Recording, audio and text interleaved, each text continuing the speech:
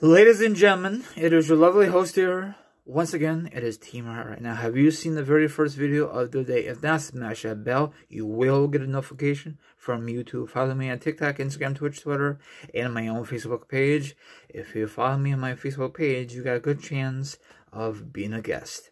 Just think about it. Now it is time once again to discuss wrestling news, wrestling topics, and a lot of awesome information to discuss for you. Now, if you like, sit back, relax, put your feet up, grab something to eat, grab something to drink. Now, if you don't like that, maybe you want to look at the villain and hear my thoughts, my opinions on this subject.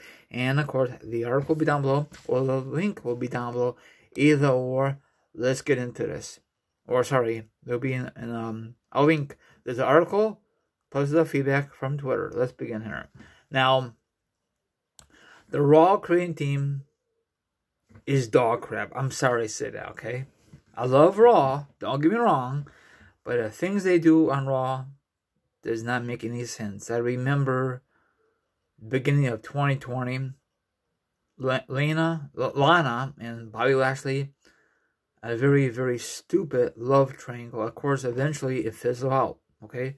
Bobby Lashley is doing good things with the Hurt business for right now until WWE dropped that ball, okay?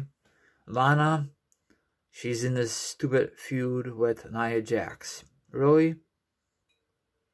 So they do some crazy crap on Raw. Very stupid. They did this kind of crappy stuff way before Roman Reigns went to SmackDown, okay? So Paul Heyman is taking shots at WWE Raw creating team. I don't blame. I agree with Paul Heyman. You know, if Paul Heyman was the creating guy for Raw, maybe things will get better. Maybe not. Who knows? But I don't know if Raw creating team will ever be more edgier. Probably not, because I guarantee they have some great ideas, but McMahon always shots them down. So. And I know a lot of you are not looking forward to Raw at all anymore. You know? It's not like, oh, wow, I got to tune into Raw. I tune in just for tuning in case something big happens. But when the last time Raw was actually meant something important to watch? You know? Like a big return or a debut. You know? Maybe back in the Attitude Era, the Rush and Grush era, but after that, it just like fizzled down, down, down. Okay, listen to this. Ever the one to not stay slate, Paul Heyman took a huge shot at WWE creating and storylines. Recent Bruce Richards is the head of WWE creating. I think that's the guy who used to be not Paul Bearer, not Paul Bearer. He used to have a different career back then. Birthday Love, you know. So, and I think Bruce replaced Paul Heyman in that department. Maybe that's why he's kind of mad. I don't know. So I don't know. Or who replaced?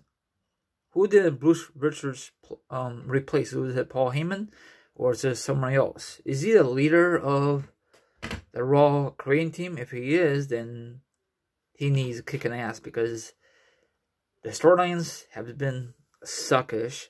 Is any good storyline on Raw actually meant to watch? The Drew McIntyre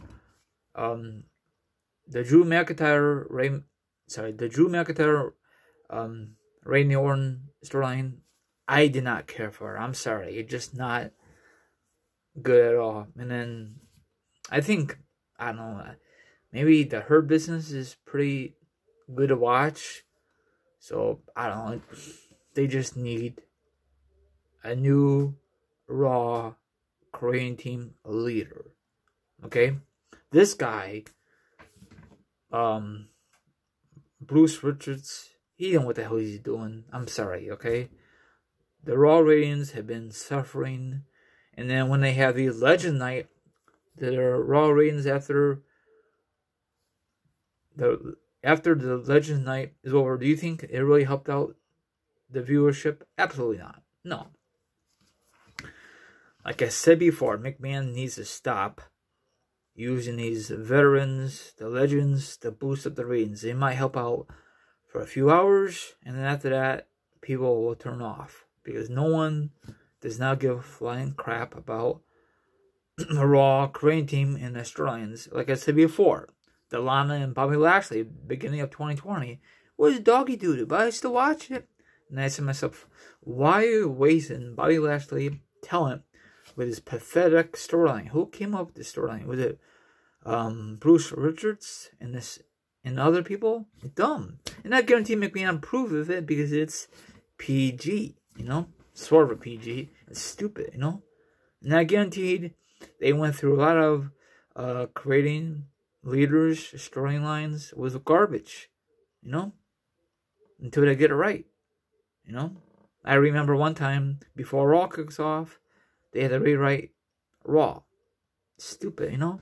Now, in this day, February 21st, 05, this when Batista turned down the SmackDown offer, and he had a match with Triple H, and the rest is history for Mania. So, can you just imagine if he turned down Triple H's offer, and he joined SmackDown right away in 05, and who Triple H will face on Raw in 05 that year? That was a great year. Don't get me wrong. Great young talent, great storylines, great chemistry. Even SmackDown was great watching. Both shows are good, but people prefer SmackDown over Raw back then. Now, people prefer, once again, SmackDown over Raw. I prefer both, but you could see that Raw, it just, I don't know. They don't know what the hell they're doing. So what's your thoughts on this? Do you agree with Paul Heyman? Disagree with Paul Heyman? Do you think WWE should get a new Korean team and brand new storylines we never ever seen on WWE television? The problem is with WWE television for Raw, they like to recycle stuff from the good old days. But the fans up today, they don't know that stuff until they watch on WWE Network. So, oh wow, they're bringing back the stuff from back in the day. You know why? They can't think of new ideas. So, I think Paul Heyman should go back to Raw and help the Korean team. I think he got fired by McMahon. Or was it Bischoff? I don't remember. But McMahon just say, oh, fuddy dud. You can never please the guy. Only if you suck up to him or date his daughter back in the day. But, you know, now she's married and all that. Maybe that's why Triple H got this special treatment back then. Maybe not. That's just my opinion. But Triple H is the game. I don't care what anybody says. He deserves it. But, you know, he got too many opportunities like John Cena did. That's what represents everyone out there. Enjoy the rest of your Sunday. And I'll be back tomorrow with my Elimination Chamber review. Peace out and take care.